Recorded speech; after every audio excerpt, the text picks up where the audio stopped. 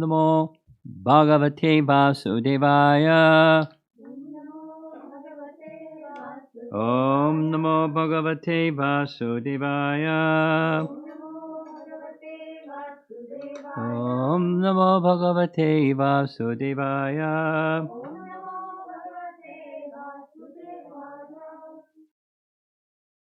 Look at this, she's wearing a mask. You got a special one too. Okay. He had an altar for his Guru Maharaj. It used to be there. I think they moved. He said altar with Krishna. It's over here.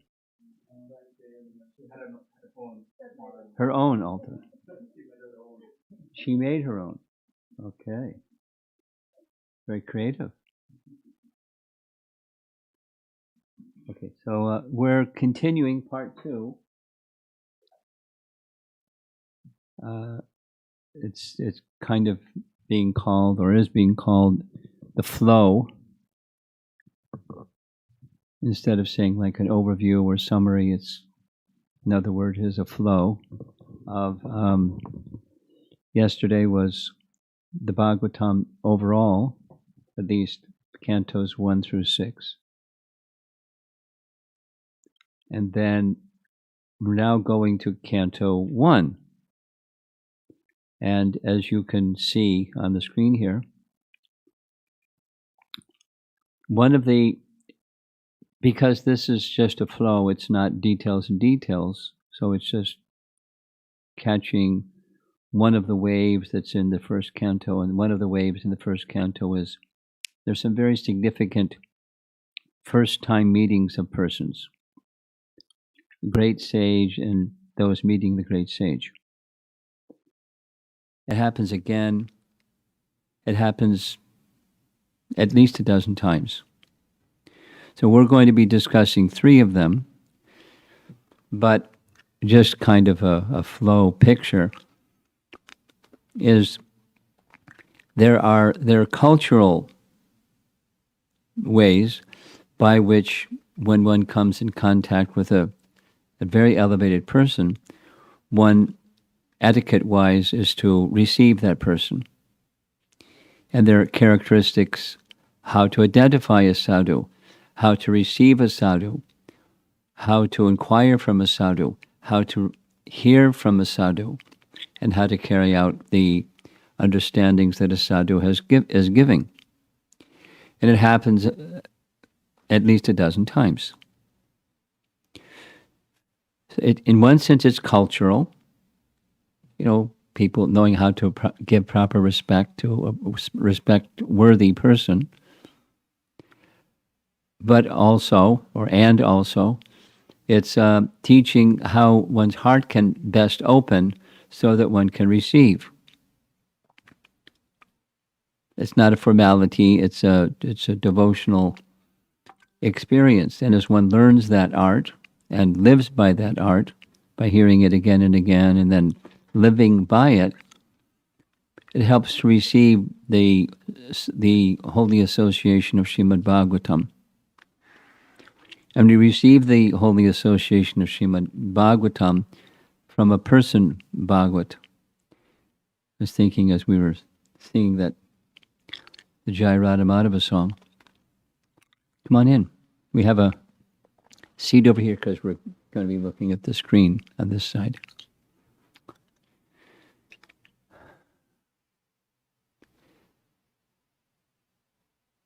Nashta prayeshu abhadreshu nityam bhagavata sevaya. Bhagavati uttama shloke bhaktir bhavati. Bhakti manifests bhaktir bhavati naishtuki as an irrevocable fact. Nishtha, the stage of nishtha,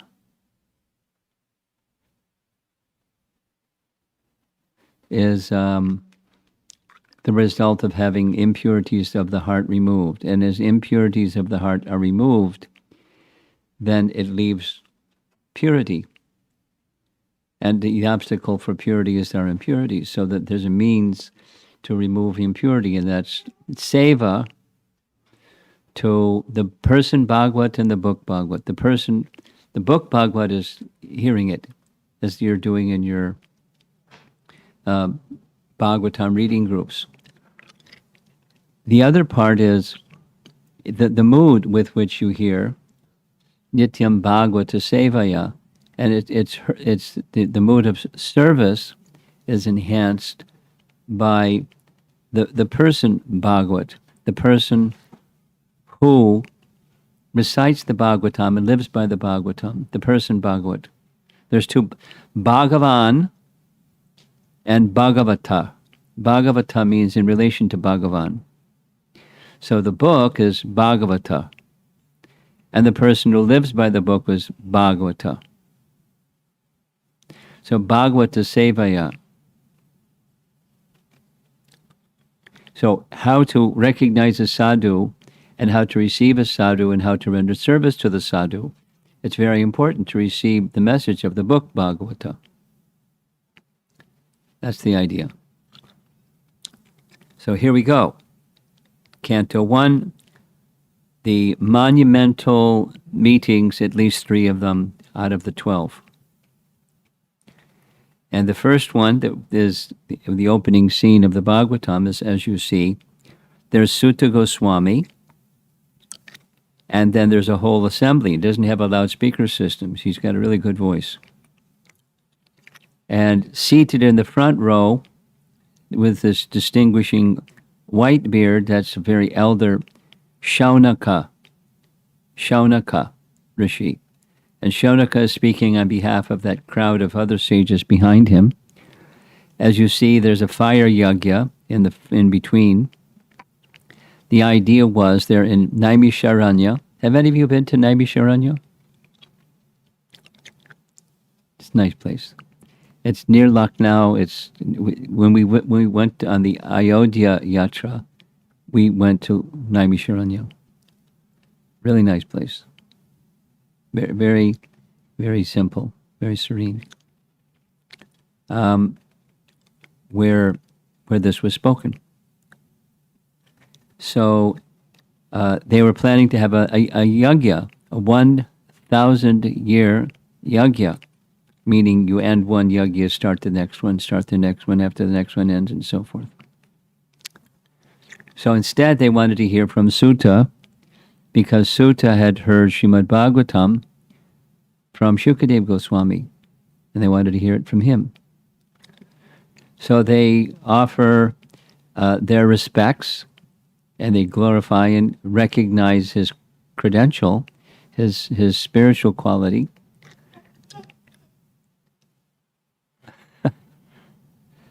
and then he offers various prayers to exalted, elevated personality, so he can be qualified to speak properly. These are standard prayers for at the beginning of reciting the Bhagavatam. Then they ask their questions. Shaunaka, again, is the one representing the sages that's asking the questions. And it begins like this. O Sutta Goswami, you are the most fortunate and respected of all those who can speak and recite. Please relate the pious message of Srimad Bhagavatam, which was spoken by the great and powerful sage Shukadev Goswami. He not only heard, but he understood. Not only understood, but he internalized and realized the message. So he's the right person to hear from. In what period and at what place was this first begun? That's the compiling of the Bhagavatam. And why was it taken up? From where did Krishna Dvaipayana Vyas, the great sage, get the inspiration to compile this literature? So at the end of yesterday evening, we summarized the first 3 chapters. So this is starting with chapter 4, logically. There The 6 questions, 6 answers we summarized. That's the first 3 chapters. Now with 4 comes the questions. They want to hear Srimad Bhagavatam. They want to understand from Sutta what was the inspiration behind compiling this literature, and at what time, what's everything's time, place, circumstance surrounding the Srimad Bhagavatam manifesting in this world. It's kind of like asking, how did Radharani appear? Or how did Hanuman appear? Or how did Krishna appear? Or how did Ram appear? Or how did Srimad Bhagavatam appear? It's a standard and natural question. So, to simplify the process, Vyasadeva divided the one Veda into 4 in order to expand them among men. The 4 divisions of the Vedas were made separately. But the historical facts and authentic stories mentioned in the Puranas are called the 5th Veda. So it mentions Vyasadeva being Trikalagya. He looked into the future. He saw Kali Yuga. He saw how horrible it would be, and he wanted to do something about it. And so it was his inspiration, because that was the question, to take the Vedas that were in the oral tradition, put them in writing, because people in Kali Yuga have bad memories. Prabhupada, very simple statement. If you want to remember something, write it down. That's what Vyas did. And also, to make it simple, besides writing from the oral tradition, was dividing it into 4. It's a long description of how that went about. And then there was the Purana section, or the Smriti section, that's from the one original Veda, the same text from the one original Veda, and he compiled that. So that's how the Bhagavatam first made its manifestation. Then we have another very important meeting. Even after compiling everything, Vyasadeva, his spiritual master, already existing spiritual master, Narada Muni, appeared in this remote place and asked Vyas, "Why are you looking despondent?" He said, "I don't know, but I think you know." So Narada gave some understanding to Vyas why it was so. He compiled the Vedas in its 4 divisions in a proper way. There was nothing wrong with his composition, other than in the composition itself, he gave inordinate emphasis to fruitive activities, or the karma kanda section of the Vedas is very vast. 90-something% of the whole Vedas is that. And you haven't given sufficient emphasis and illumination of the purpose of all of that, besides saying people already have tendency for fruitive activities. Now you've kind of authorized it. Yeah, it's good. Do fruitive activities. But that's not the means to reach the goal, nor is it the goal. Fulfill material desires in a theistic way. The goal is Krishna, and so he gave him instruction what to do.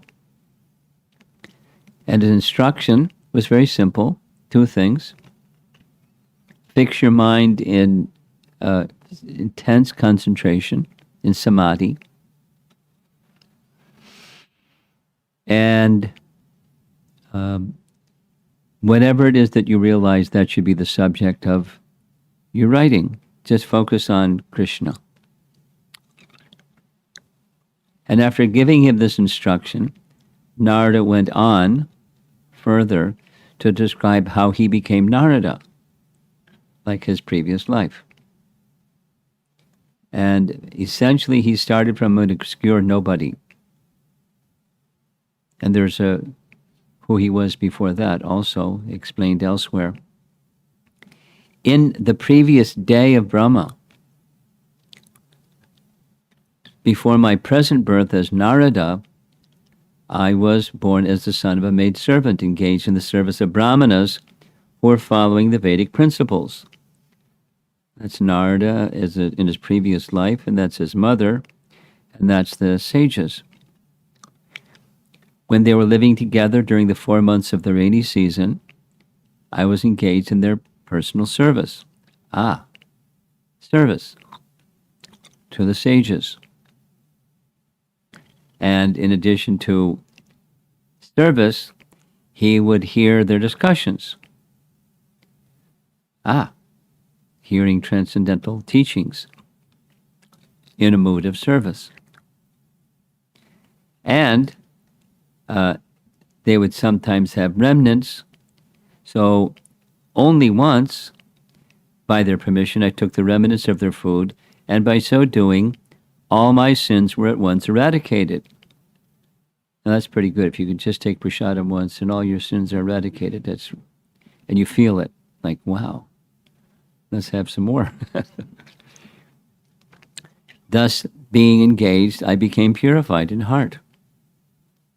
Now, he was elevated, obviously, before that happened, and he was already in a good mood of service. Specifically, it says he wasn't like the other boys, frivolous and running to play and silly.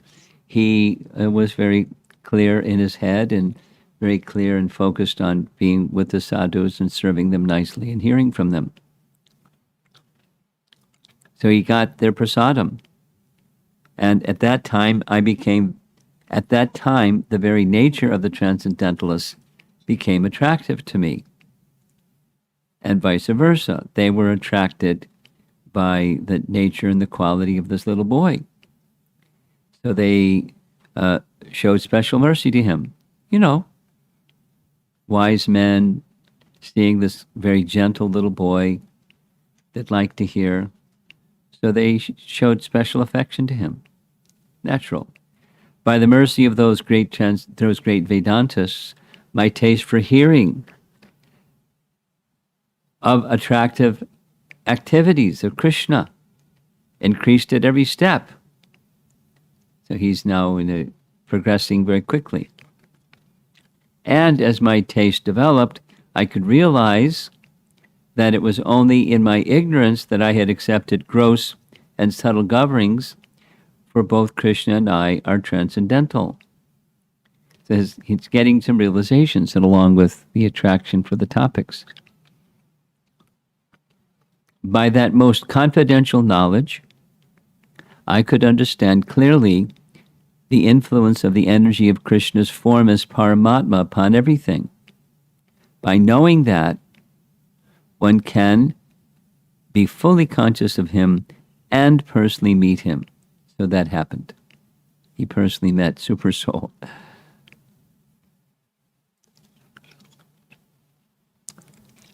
So the 4 months of the rainy season concluded, that the great sages left. Once upon a time, my poor mother, when going to fetch water from the well, was bitten on the leg by a serpent influenced by supreme time. So she instantly died. I took this as a special mercy, the special mercy of the Lord, who always desires benediction for his devotees, and so thinking, I started for the north. Now that's not a normal reaction for a little boy. We don't hear anything about his father. We hear about his mother, and he's a little boy and his mother dies of a snake bite. He's all alone. You know, that could be pretty traumatic. But Narada in his previous life somehow was of such elevated consciousness, somehow, without knowing, special mercy of the Lord. He has teachings. He has practices. They gave him some mantra for chanting. They gave him a process of meditation. They gave lots and lots of mercy. So he's in this really good space, consciousness-wise, for letting go of the temporary and taking shelter of the eternal. So then he became a little mendicant. I passed through many flourishing metropolises, towns and villages, and also dark and dangerous, fearful forests, which were the play yards of snakes, owls, and jackals, and very difficult to go through alone.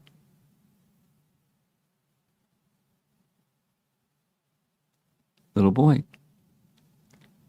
After that, under the shadow of a banyan tree in an uninhabited forest, I began to meditate upon the Paramatma, situated within, as I learned from those liberated souls.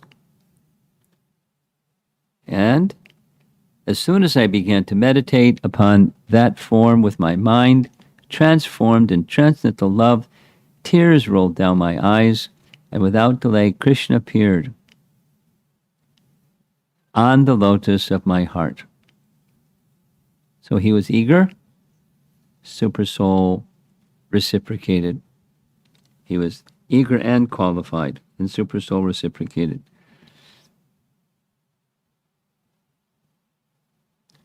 Being exceedingly overpowered by feelings of happiness, every part of my body became separately enlivened.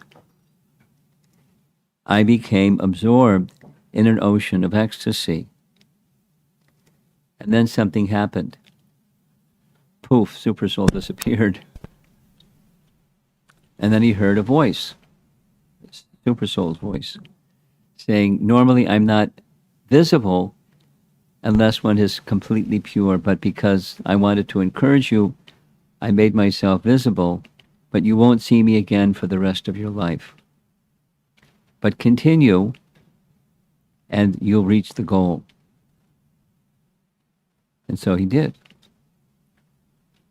In due course of time, I, who was fully absorbed in thinking of Krishna, and who therefore had no attachments, being completely freed from all material taints, met with death as lightning and illumination occur simultaneously. So that's his old body leaning against that wall over there, and that's the Narada body that came out of the old body. I quit the body made of 5 material elements and was awarded a transcendental body befitting an associate of Krishna. So his body of Narada Muni that we know of was from a previous day of Brahma that came out a spiritual form from the material form, or the soul with a fully developed spiritual form. But it was the end of the day of Brahma, so a whole night of Brahma passed, lasting, it's a long number, 4,300,000,000 solar years, after which the next day of Brahma began. At that time I appeared, along with other great rishis. We know that Narada, along with the Sapta rishis, were manifest from the body of Brahma. He's a direct born son of Brahma. And he had the same Narada Muni form, because it was a spiritual form. And remembered everything because he didn't have a material body. We forget because we have material bodies. We identify with them and then things change and we forget. Since then, I travel everywhere without restriction, both in the transcendental world and in the 3 divisions of the material world. Being fixed in unbroken devotional service, I constantly travel, singing mantras, vibrating this instrument called a veena, which is charged with transcendental sound and which is given to me by Krishna himself. Imagine being given a musical instrument as a gift from Krishna himself. You'd probably be very attached to it. We always see Narada with his veena. And so Vyas did what Narada said to do. He sat in trance, he had a vision. Here's the vision, an image of the vision. And then he began compiling according to his vision. And this vision included understanding that this Bhagavata, this narration of the topics of Krishna, this is the refuge for victims of the age of Kali. That was what he wanted. When he started compiling all the Vedas in a written form, that was the purpose. People in the age of Kali are forgetful. They're not going to understand things so easily, so make it easy. And that was his meditation for the benefit of us, the sojourners in this material world during this age of Kali, specifically. Following that, that's how the Bhagavatam appeared. And that ends in the beginning of chapter 7. And immediately following that, the sages go, wow, the topics of Bhagavata or Bhagavan are the means of perfection. Can you say some Bhagavad Gita? And Sutta says, sure. And he starts narrating Srimad Bhagavatam, and the emphasis is Krishna's relationship with his devotees. Krishna first appears as the chariot driver of Arjuna, protecting the Pandavas and Priksit from the Brahmastras of Ashvatthama. Chapter 7. Chapter 8, Queen Kunti's prayers, who wanted Krishna to stay in Hastinapur. Krishna didn't consent, but when Yudhishthira appealed, he consented. He stayed for some time, and then he left Hastinapur heading for Dwarka. But he didn't get there yet before chapter 9, because in chapter 9 is the passing of grandfather Bhishma,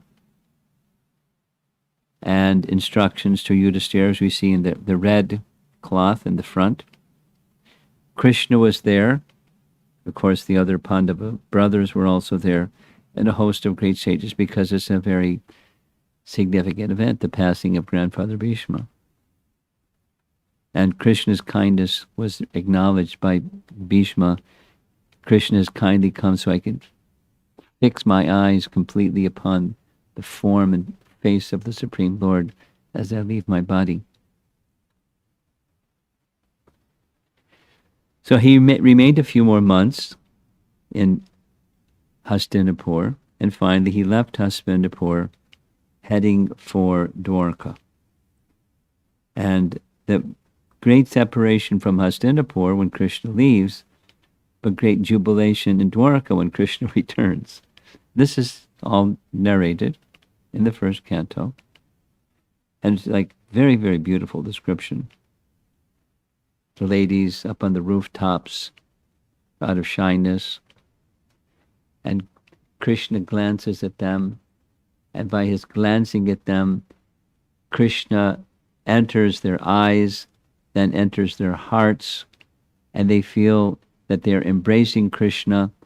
In this way, they're fully satisfied, although they're up on the rooftops. It's a loving exchange appropriate for their position. And then all the other exchanges of different, according to the different relationships with the residents of Dwarka. And they're very happy. Then comes a section where Priksit birth and his early activities are described, because we're getting towards, working towards the curse of Maharaj Priksit and all of that comes towards the end of this canto. So before the birth of Maharaj Priksit, astrologers were consulted, at the time of his birth. What's his life going to be like? Is he going to be a fit person to rule the world? And the whole long section of what the astrologers had to say, what his powerful glories were. And so his ruling goes on for some time. Well, his growing up goes on for some time. We then hear in chapter 13 about Vidura's pilgrimage, because they go way back.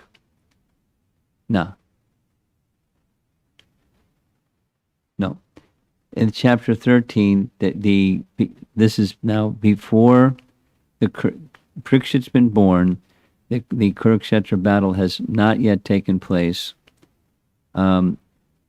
Vidura, at the beginning of the chapter, Vidura tries to dissuade Duryodhana from the battle. Duryodhana insults him. He goes on pilgrimage to purify himself from that unwholesome association. In the course of that pilgrimage, he traveled, and then he came back. When he traveled, he met Uddhava and Maitreya, which comes later, fourth canto, third canto, fourth canto. So, back to Vidura. Vidura then returns. He's on our left. The blind Dhritarashtra is on our right. And after achieving spiritual perfection, hearing Krishna's teachings directly, Vidura returns, a topmost devotee, and there's another receiving. He's received like a sadhu, not just like a family member, because they recognize his elevated. He was gone for 34 years. Didn't just like go for a hop, skip, and a jump to holy places in India. He was absorbed and hearing from holy people as he traveled.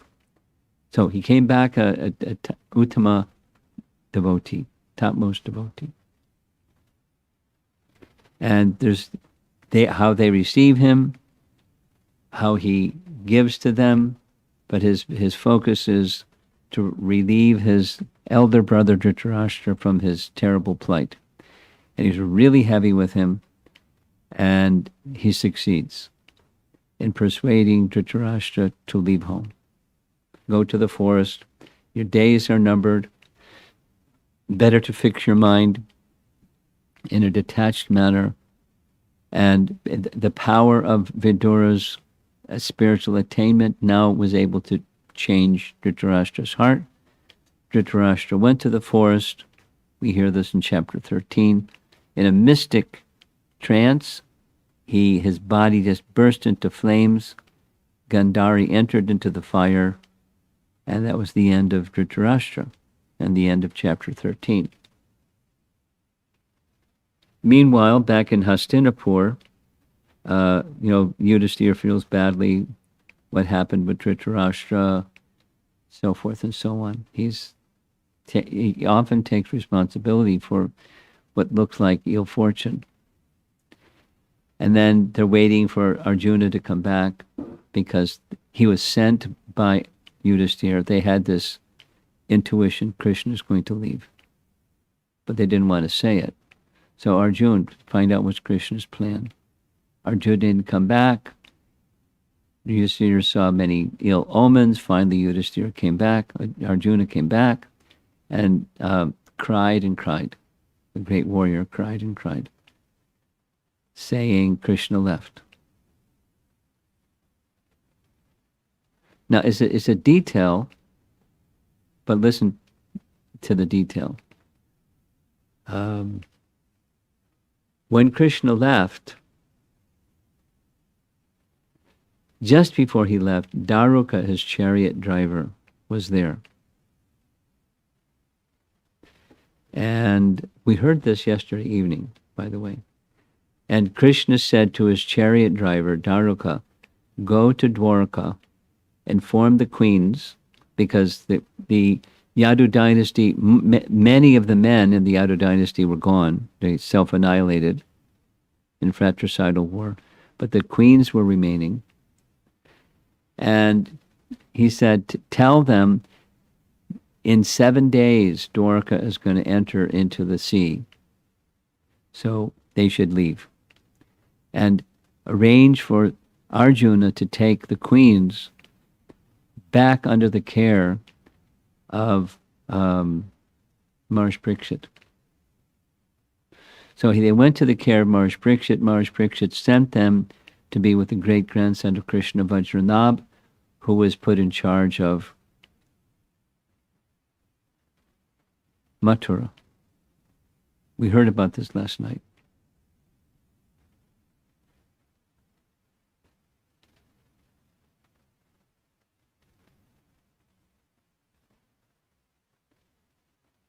during that journey back to Hastinapur, where he's now reporting to, that's the next slide, reporting to Yudhishthira that Krishna had left. It doesn't say in Canto 1, it says elsewhere, he came with the queens from Dwarka. And because he said to Yudhishthira that in the course of my travels, I was trying to protect the queens from some cowherd men. I, this grady, mighty armed warrior that was defeating Maharatis left and right and so forth during the Kurukshetra battle, now I'm defeated by cowherd men. Which tells me that the strength that I had in Kurukshetra battle was all Krishna, and when the battle was over, then the strength is removed. Or I'm the strength of the strong. So it's all part of this seamless journey from Dwarka back to Hastinapur. When Maharaj Yudhishthira understands what happened, he doesn't want to stay. So he turns the kingdom over to Maharaj Priksit, who we heard a little bit about already. And the departure, according to the Bhagavatam, it's quite different than what we hear in Mahabharata. What we hear in Mahabharata is the Pandavas had to see hell. Now there's some detail in commentary that says they went to heaven,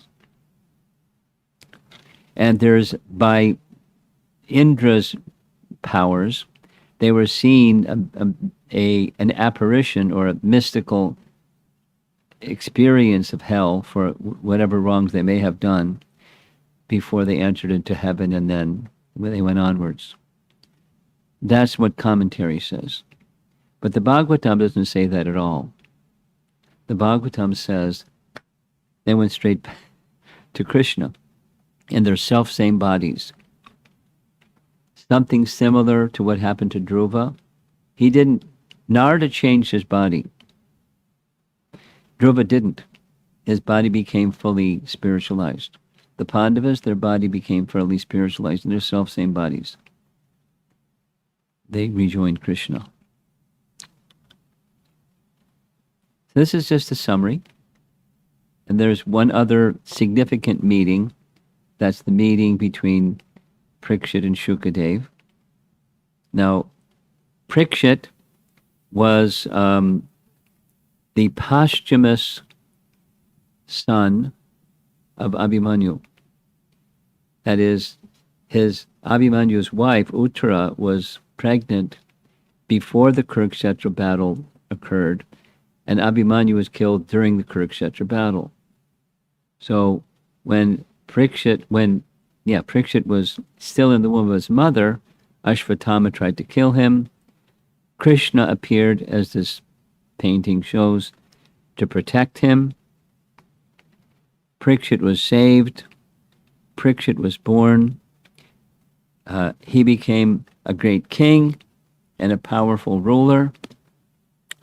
This is one painting showing in those little circles there, the vices of Kali in Kali Yuga, because Kali Yuga, the commencement of Kali Yuga, starts shortly after Krishna departs, almost immediately after Krishna departs. And so Krishna has departed. So Kali Yuga is happening. Not in full swing yet, but the personality of Kali is doing bad stuff. We see these sinful activities down at the bottom. That's what Kali inspires. And the painting shown here marks it very clearly. The personality of Kali, who's in that red robe or cape, has been in the business of breaking the legs of a bull. That's the bloody legs of the bull and the club that he was clubbing him with. And Maharaj Priksit has got his sword drawn, ready to chop him. So there's this whole discussion between the two, and the symptoms of the age of Kali happen from this point on. Maharaj Priksit could have killed him, would have saved a lot of trouble, but he also understood this is Krishna's plan. It is the age of Kali, and I can't interfere with Krishna's plan. So he didn't kill him.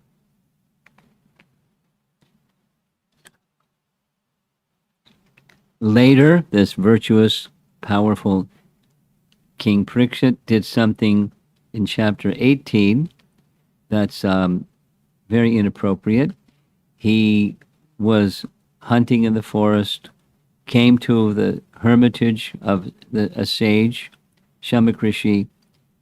Shamak Rishi was absorbed in meditation, didn't respond to the king's words, so the king became angry, took his sword, lifted a dead snake on the tip of his sword and placed a dead snake like a garland on the neck of Shamak Rishi. And when his son came back and saw the dead snake and he heard what happened, he cursed the king to die by the bite of a snake bird. So that's all leading up to the king renouncing his kingdom, turning his kingdom over to his son. What was his son's name? Starts with a J. Janamejaya. Janamejaya. Janamejaya. Shringi was the son of Shamak Rishi, but Janamejaya was the next king, son of Maharaj Priksit. So we went to the bank of the river, and sages came. There you see there's Narada in the audience. Narada is the spiritual master of Vyasa. Vyasa is in the audience. And there on that seat is Shukadev speaking to Maharaj Priksit, the message of Srimad Bhagavatam. We're almost done. This is another very important meeting, right? The meeting between Shukadev and Maharaj Priksit. And, the respect that was offered and the questions that were presented, etc. We hear a little background of Shukadev's history. He was the son of Vyasadeva, and by his detachment from the world and even concerned about being influenced by Maya, he stayed within the womb of his mother for too long, 16 years. And so Vyasadeva went all the way to Dwarka to request Krishna to come all the way back and give a promise to the child in the womb of his good wife that he won't fall into Maya if he comes out. So he came out. And as soon as he came out, he went walking away from the ashram of Vyas. And there you see Vyas calling for his son. We see in the front the ladies are not being disturbed by a naked little boy or a 16-year-old boy, but they are covering themselves when Vyas comes, because he's a grahastha. He's making a distinction between this type and that type of body. But Shukadev Goswami was beyond those considerations. Then it's not right in the first canto, but elsewhere, it's described that a trick was made to bring Shukadev back from the forest. He thoroughly instructed his son, Shukadev, in the whole message of the Bhagavatam. Then he went again traveling and became the speaker of the Bhagavatam to Maharaj Priksit. And this is the last slide, almost. The two main questions, so on our right, that's the king in a loincloth, and our left, that's Shukadev, and many sages in the assembly. So Maharaj Priksit asked these two questions. You're the spiritual master of great saints and devotees. I am therefore begging you to show the way of perfection for all persons, especially for one who is about to die. So what's the duty of a person who's about to die? The second, please let me know what a man should hear, chant, remember, and worship. Shrotavya, Kirtitavyascha, Dhyeya, Pujas, Chanichada. These four things. and what he should do and not do. Please explain all this to me. So that's the launching pad for the whole rest of the Bhagavatam. And so the emphasis on this section, because there's many points, many points. I mean, Kunti's prayers and Bhishma's instructions, and there's so many nice things. The instructions of Vidura to Dhritarashtra. There's so many nice exchanges.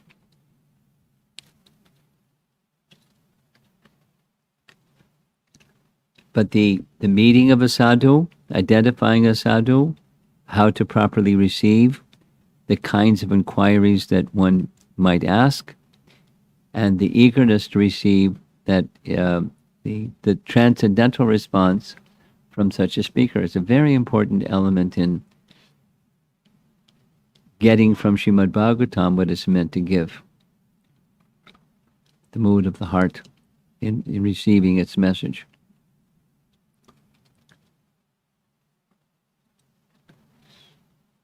Okay, so that's Canto 1, Momentous Meetings. And here's a very old painting kind of giving a summary of Canto 1. Many different things are in that painting.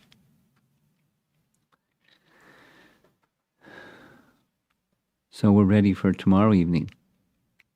Stay tuned. Canto 2, Essential Questions and Eloquent Answers.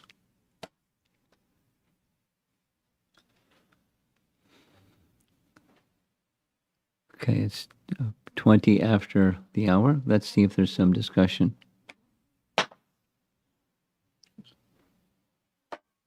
Here's the microphone right there.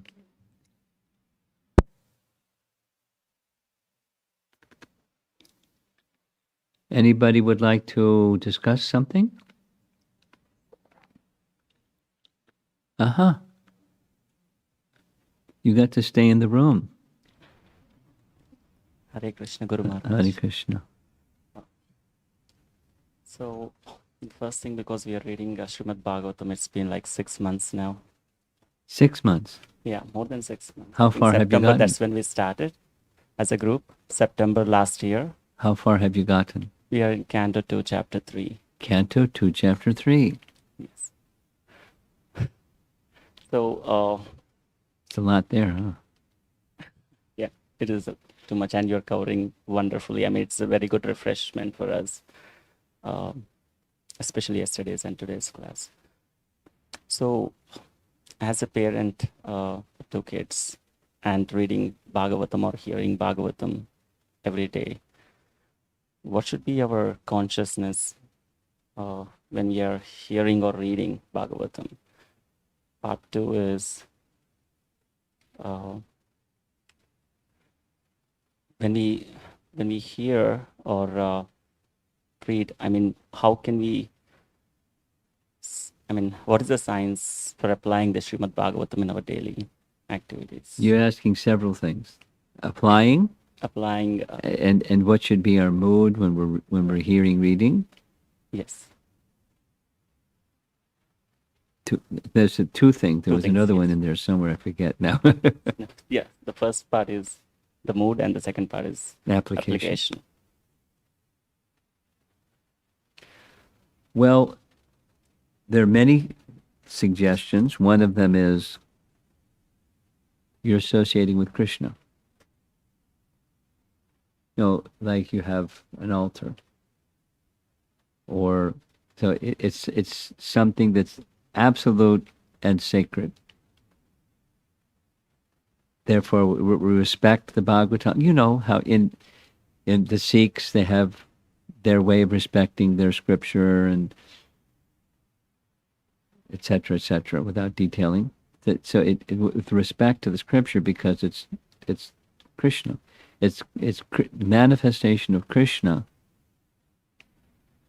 when he leaves this world. It's how Krishna makes himself available in this Kali Yuga. That's one of the 6 questions, 6 answers, right? The very last answer in the end of chapter 3. It's Krishna's personal presence. So it's similar to when chanting the holy name. It's not just a sound, it's the person. So I'm suggesting that's an appropriate mood, because then you're looking up and the heart is open and you're being careful, to be on the one hand attentive and the other hand, taking it as if it's some ordinary literature.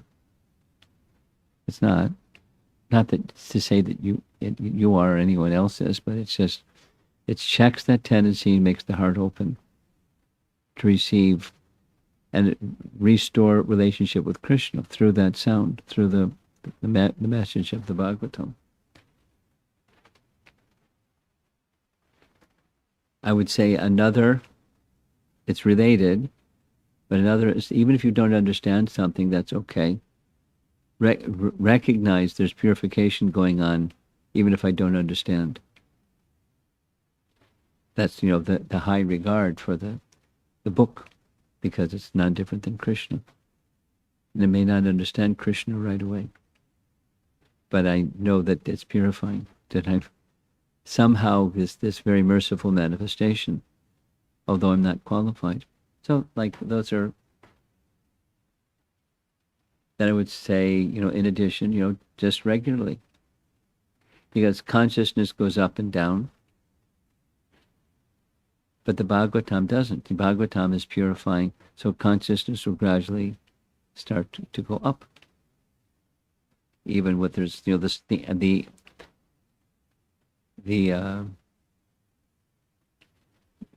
what's the mathematical term? Huh? No, that's not the term. The angle at which the axis, the X and the Y, anyway, it starts to go up. So yes, okay. You get the idea. Consciousness starts to move. So you can look forward to it and you can experience it, although there's up and down. You can look forward to it. And it's, it's relationship with Krishna. You tune in to the Krishna relationship channel in your consciousness on a regular basis. Uh-oh.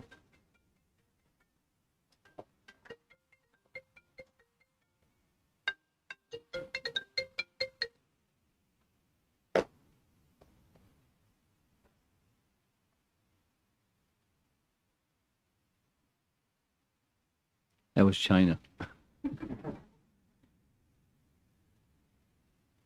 Okay. And then the application part, it's essential. So that it's just a very simple rule, that which you have understood, let me apply it. Because that way I'll get the full benefit. If I just learn something but don't apply it, I'm not going to get the full benefit, and likely it'll depart.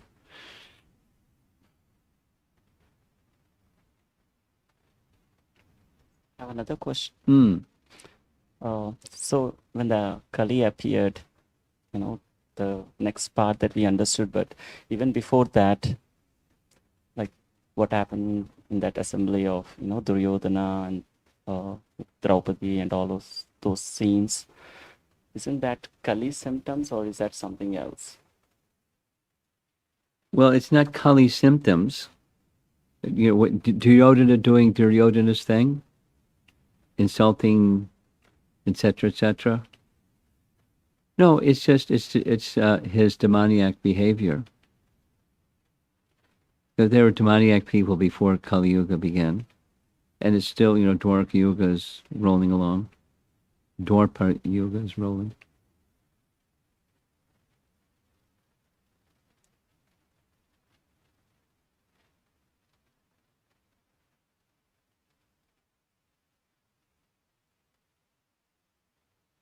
Yes.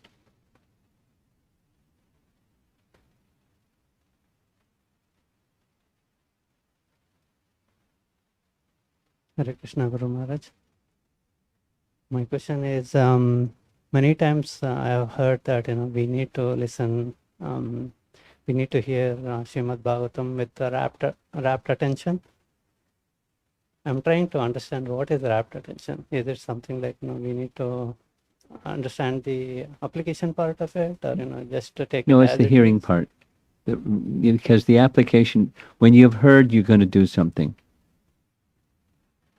The house is on fire. Okay. What for lunch? When you've heard, you do something. The application follows hearing. So rapt attention means a mind that's not distracted while hearing. You follow? Yeah. And same with japa, same with the Bhagavatam. So sometimes I hear while going in the train or while walking. That's okay. Is that okay? Yes, more than okay. Very good. It mainly depends on our consciousness. Yes. It's purifying if you're not in rapt attention, and if you're rapt attention, it's more purifying. I mean, supposing you have some recording going on while you're asleep, it's really soft. Or supposing somebody's in a coma, play kirtan and recordings anyways. Thank you, Guru Maharaj. Okay. Anything over here? No? Okay.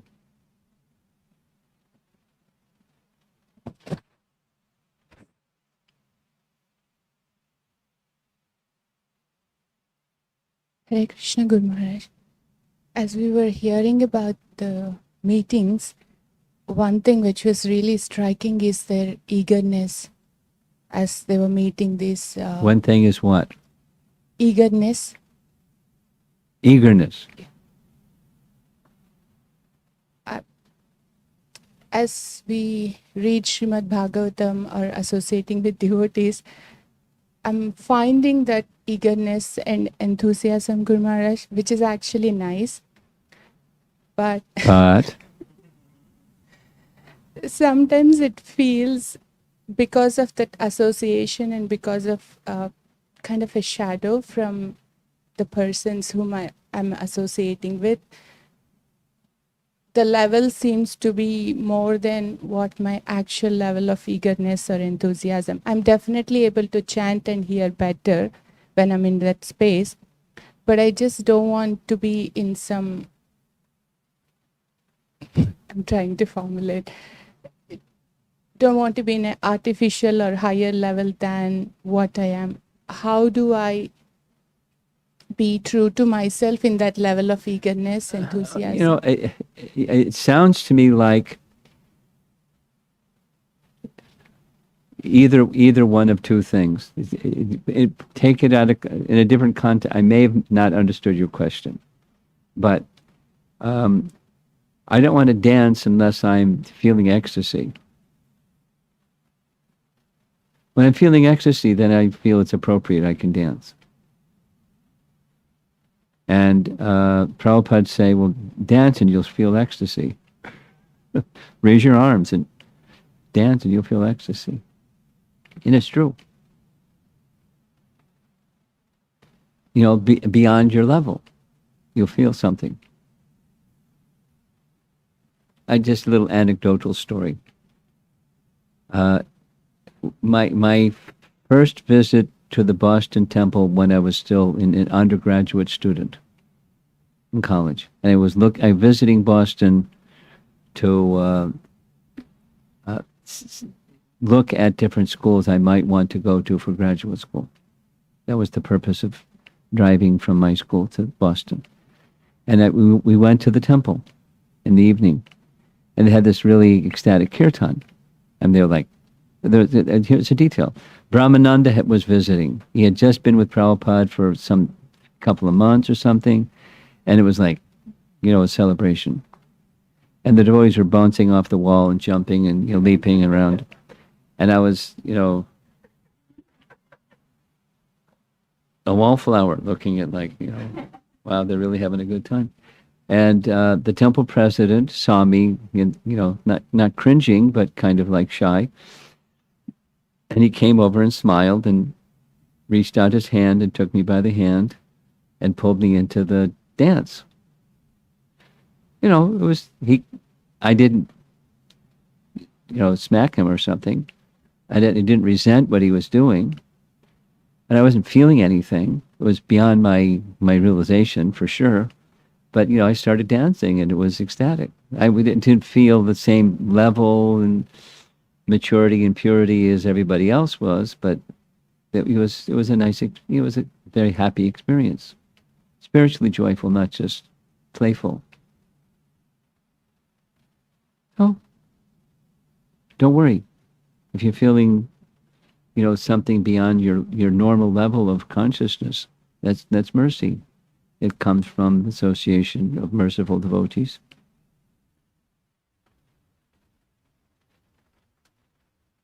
Don't overly analyze these things. Okay.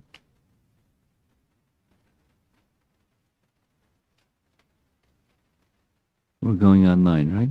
Okay.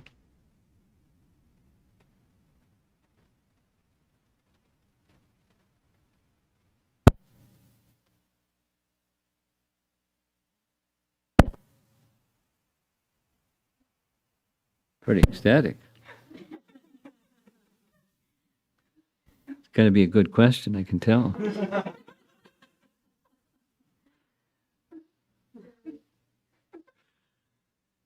Prabhu has 4 questions from yesterday's class. The 6 questions, 6 answers. The first question is, the 6 questions by the sages seem disconnected in the sense they are on different, seemingly unrelated topics. Is it because they were asked by different sages, or is my understanding wrong about the apparent disconnect? They're not disconnected. They're just they are essential topics that someone that wants to know about Krishna would ask. The connecting point is Krishna, but they're not disconnected. They're not connected. They're in relation to Krishna. They're proper questions. It's summarizing the essence of the whole Bhagavatam. The Bhagavatam is vast, so they're not necessarily. Wouldn't be so appropriate if they're asking the same thing in different ways.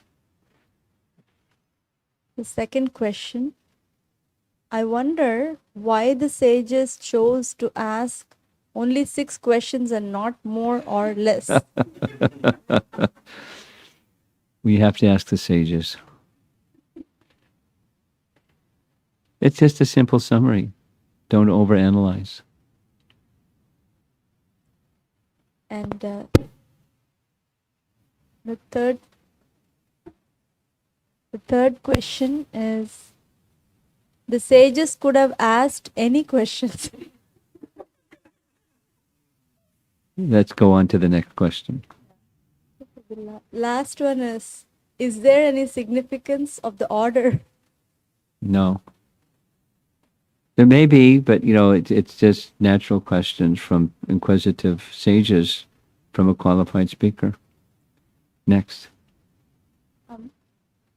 From Sanchari, you have mentioned that the Bhagavatam is not written chronologically, Yes. and that we cannot use the binary processor of the mind to understand it.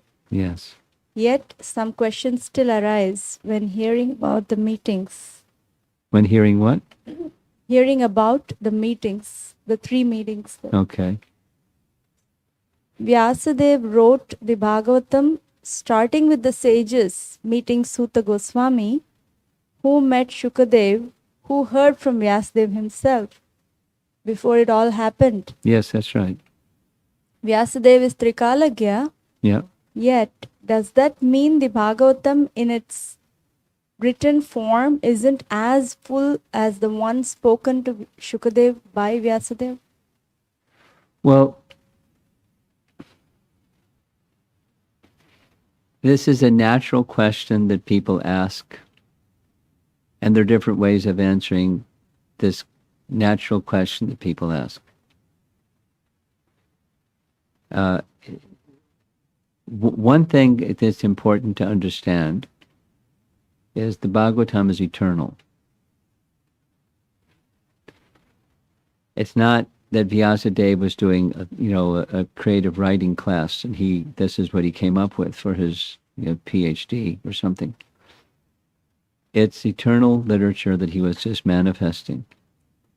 And the fact that there's histories, Puranic histories within it, is not a problem. It's an eternal literature. And in the heavenly realm there's more verses, and in the spiritual realm there's more verses. And it's an eternal sound vibration that he was just making manifest. And so the sequence, and he has that capacity. I mean, when he saw, according to what Vyasadeva, what Narada instructed him, what he saw was apashat purusham purnam mayam cha yad ahaitukam.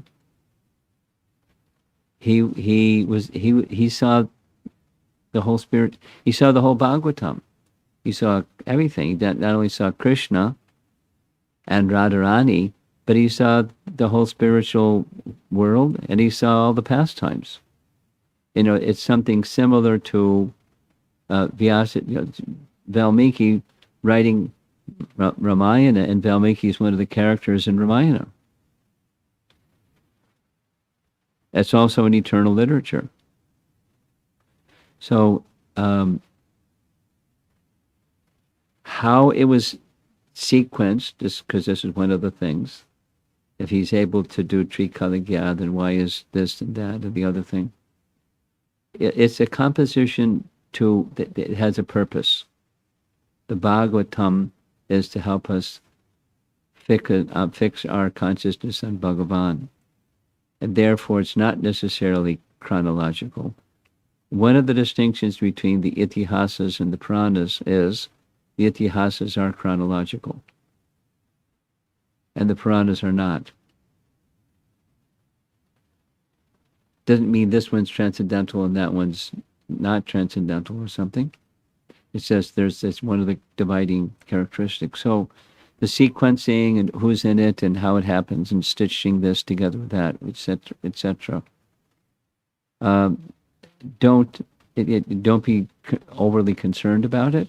The purpose of Vyas was to inspire his reader, you and me and the rest of us, to bring our attention to Krishna. So his reasons for putting things in the sequence that he put things are for that purpose.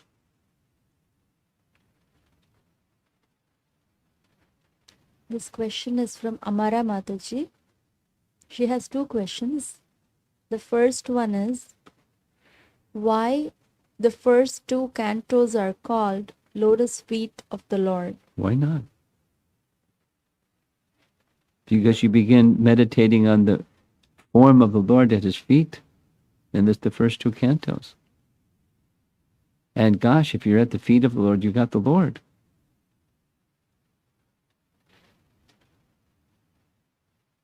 The second question is Bhagavad Gita a prerequisite to read Srimad Bhagavatam? No. Someone can read the Bhagavatam and then Bhagavad Gita. Now, it's a natural sequence. You read Bhagavad Gita, become familiar, and then read the Bhagavatam. But it's not like there's a rule or something like that. When in the 1970, when the Bhagavatam wasn't fully available, but it started to becoming available, in Canto 2, as Canto 2 was being published, 1970, we had morning Bhagavatam and evening Bhagavad Gita class. We didn't, it wasn't like we have to read Bhagavad Gita till the beginning and the end before we can read the Bhagavatam. This question is from Leela Smaran Prabhu. What are some of the qualities that one can cultivate to make one's heart more and more receptive for receiving the sadhu in one's heart? This is very similar to a question that came up during our topics in Detroit, which Leela Smarna was taking part in. And the question was, how does one develop a simple heart? It was asked differently, but when the heart is simple, then the eagerness and receptivity increase. In complexity, the opposite of simplicity, it's more difficult. Things bounce; they don't go in. So one of the answers in that condition was, or in that discussion was, having gratitude towards those sources from which our spiritual life has begun and has been nourished, both. I mean, starting with Prabhupada, and gratitude towards those who have been substantial and significant in helping us make our Krishna connection. So in short, gratitude. Then there's eagerness, because back to your question about application, if I've heard something that my intelligence says, that makes sense to me, then fair chance we'll apply it. I mean, it doesn't have to mean, but when we apply knowledge, something happens. You get a realization, wow. And that increases faith. So the starting point is this position of gratitude towards, say, our founder Acharya, and the gifts that our founder Acharya has given. It's something like a child that received from mother and father. And it's not just receiving from mother and father, but a feeling of gratitude towards mother and father from those gifts that have been received, and the tirelessness with which mother and father serve their dependents. And when there's gratitude, then one can receive better.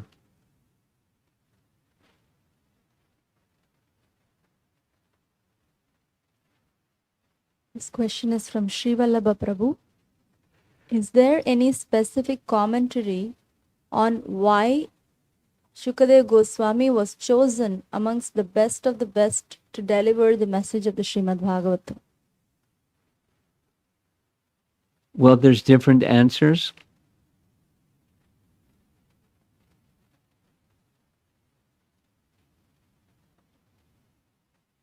It's another way of asking that question was, who was Shukadev Goswami before he was Shukadev Goswami? What was the qualification that he had that entitled him to be Shukadev Goswami? Or be, self-realized while still within the womb of his mother? That's pretty extraordinary. He didn't even do anything, and he's self-realized.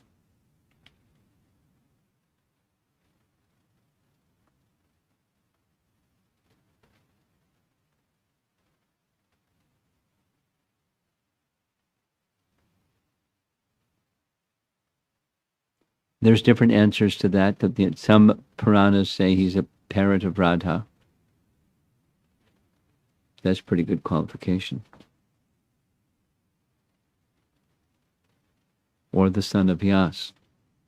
And just like while still within the womb, Prahlad Maharaj heard from Narada, while still within the womb, Shukadev Goswami was hearing his father, Vyasadeva, who is an incarnation of the personality Godhead.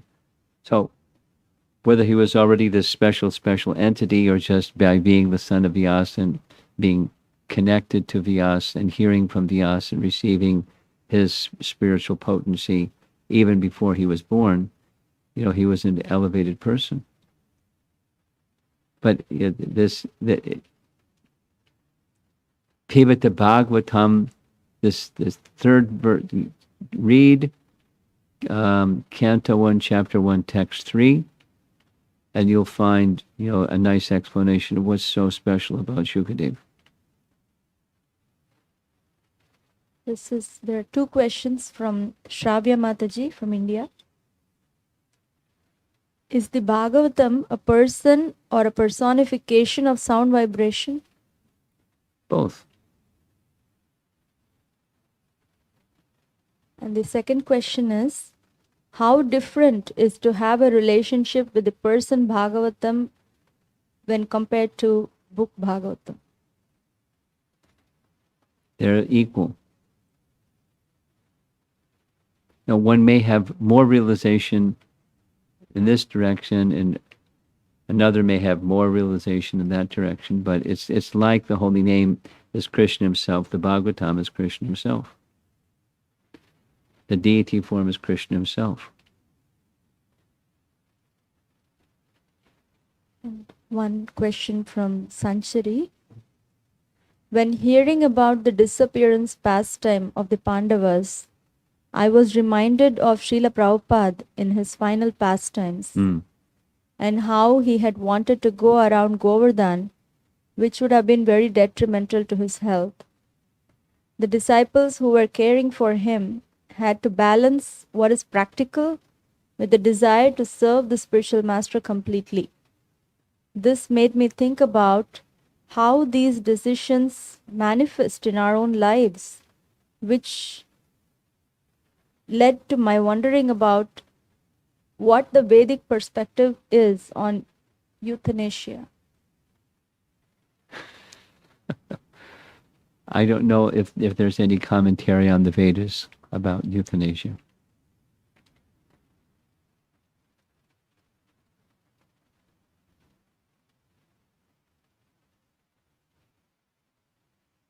Okay. Srila Prabhupada ki jai. You have something. Last minute.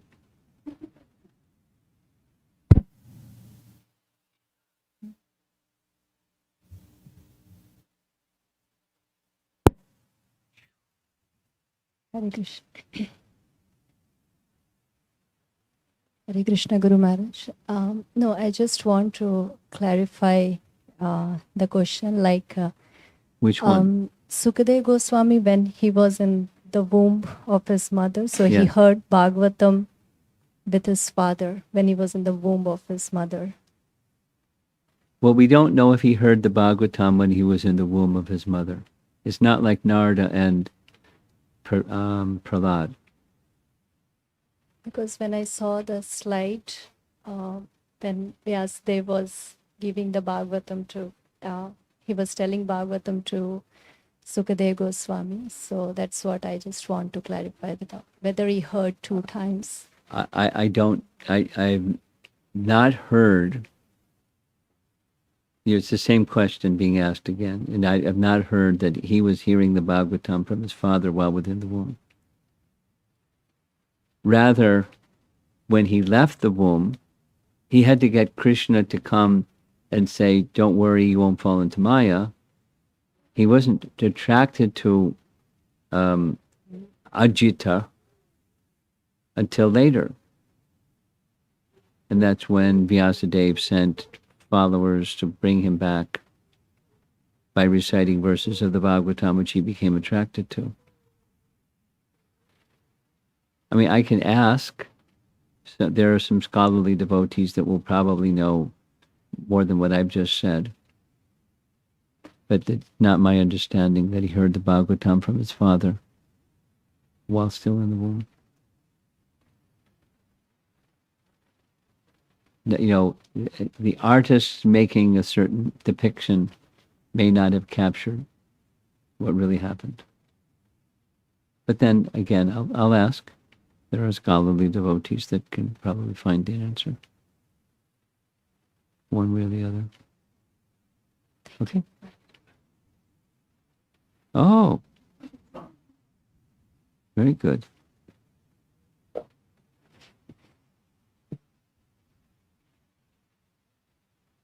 Okay. So from Bhagavad Gita, the 18th chapter, I think 66 maybe, but Sarvadharma Parityajya, Yeah. that one.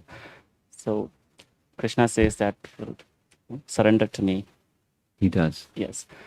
So now if someone come and ask, surrendering to Krishna, after reading Bhagavad Gita, should I go and read Srimad Bhagavatam again? Because it's already been concluded that surrendering to Krishna is the main thing. Now, I was thinking, is it because we need to hear Bhagavatam so we can hear more about Krishna, glorifying Krishna, about how he was glorified and Etc. we'll Yes. be more happy. Yes. That is the purpose. Yes. Okay. I mean, you can go on to graduate school after undergraduate school.